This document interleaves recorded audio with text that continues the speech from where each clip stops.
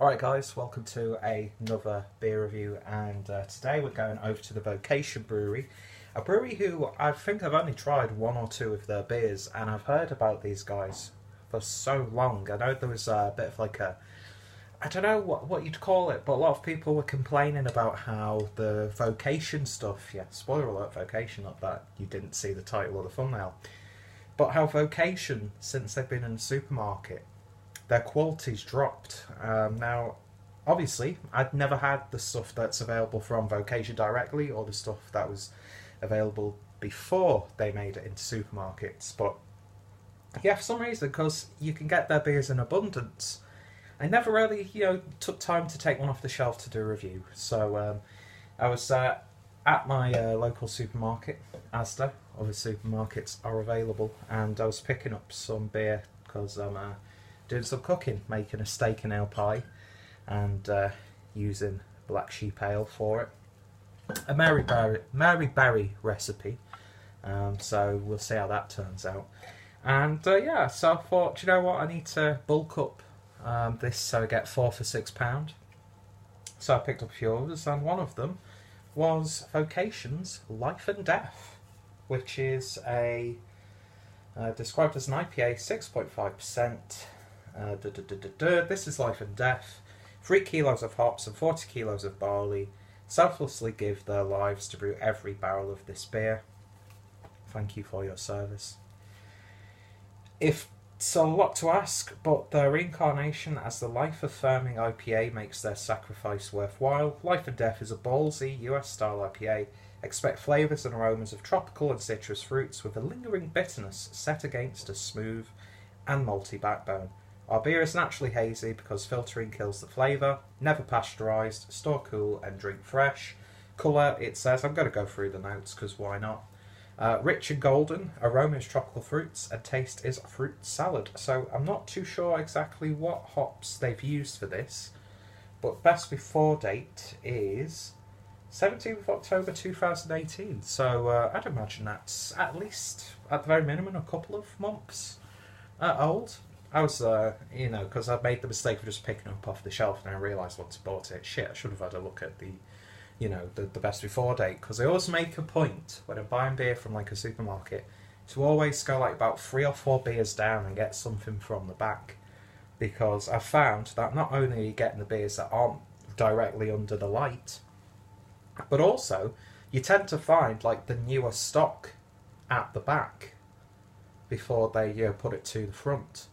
So yeah, it seems to have worked in my favour this time. But yeah, iconic looking artwork as you expect, and I'm sure pretty much everyone watching this has reviewed this or drank it already. But yeah, I've been hearing a lot of good things about some of the more recent brews, especially the, was it a New England IPA that they did with Atom? So they're going from strength to strength, so they must be doing something right. And I bet you the UK Craft Beer Forum had a friggin' autistic shouting slanging match when they found out that Atom were working with a brewery who, God forbid, is now available in the supermarket. But yeah, pour it all in. Nice generous fill, and beer in the glass there. Now, yeah, it is hazy. Obviously nowhere near as what you'd expect with some of the more hyped up IPAs, but yeah, nice and hazy. It's got sort of like orangey amber look to it. It gets a bit paler at the bottom of the glass, like most big bottom girls, I suppose. And where the fuck did that come from? 1 finger's worth of a slightly off-white head. So yeah, looks like a textbook IPA so far. So let's see what we get in the aroma. And it's got that like IPA aroma I remember from when I was really getting into craft beer. Not really aggressively hoppy. It is like a tropical fruit bowl in there though. A little bit of like a sweet pink grapefruit aroma. Slight lemony character. A little bit of mango, that sort of thing. I mean, it's a vibrant smelling IPA. But in context with what a lot of people are drinking now. But that being said, it is, it is a bit more aromatic than even I was expecting, to be honest. Not that, that means anything at all. Yeah, it smells good. It's just, it's got that like accessibility to it on the aroma. Um, yeah, like that proper old school like core craft beer kind of thing. And I remember that distinct aroma a lot when I was, going from bar to bar in the early years of me drinking a bit more conscientiously, and getting like, yeah, your sort of like punk IPAs and your Brooklyns and that sort of thing, the stuff that was really coming into play, and like your Sierra Nevada pale ales. But yeah, it smells really good. Let's give it a taste. Cheers.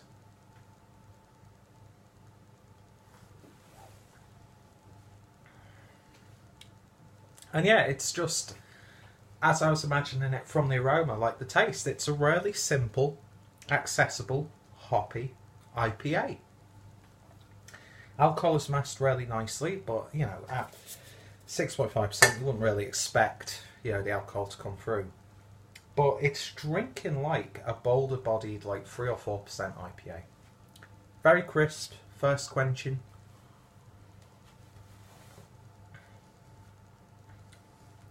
It's got the sort of like oiliness you get from those hops, but a little bit sweet. Nice crisp malty backbone. Lovely grapefruit bitterness on the back end.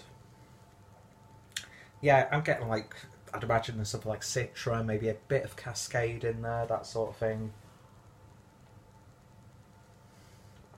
But you also get like biscuity flavours.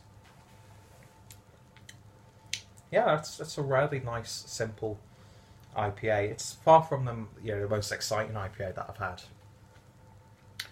But I've had much worse. I've paid much more for much more uninteresting IPAs.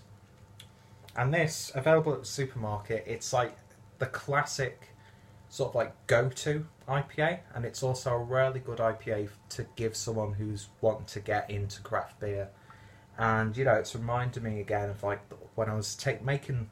I mean, I still do now. That's where I get the big majority of my beers from. Is like from these £3 for £5 deals, £4 for £6 deals. If you were to do that, like every time you went shopping, get yourself 3 or 4 beers every couple of weeks, every week. Start building up, your own palate and building up your preferences and trying new things. I think it's got a real sense of accessibility to it, but I think it's got enough there for a seasoned craft beer drinker. I mean, this could well be a shadow of its former self, but I've never experienced it, so why the hell would I even make comments like that? But yeah, not bad at all. And a perfect beer to go along with me cooking. Simple, easy drinking, and you could get yourself into quite a bit of trouble with this. So, in terms of a rating then, on Vocation's Life and Death, I'm going to give that a very solid 7 out of 10. I'd happily drink that again. But there would be other IPAs that I would opt for before picking that one. But I wouldn't be upset if that was like one of the only ones available to me. Yeah, it's just a good, honest, classic IPA. It's not a hot bomb. It's not going to change the way you think about beer or anything like that. But not every beer should be like that. Do you know what I mean? So yeah, 7 out of 10.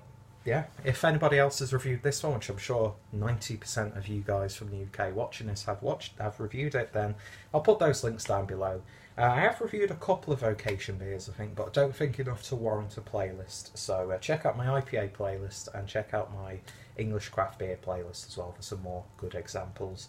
And of course, check out Vocation, and more importantly, give me your feedback on this beer. What do you think of Vocation? Which camp do you fall into? Have they sort of gone off, or do they still, for you, bring out consistently good beer? And yeah, more importantly, I hope you join me next time for another beer review. So, thank you guys for watching, and I shall hopefully see you later. Cheers.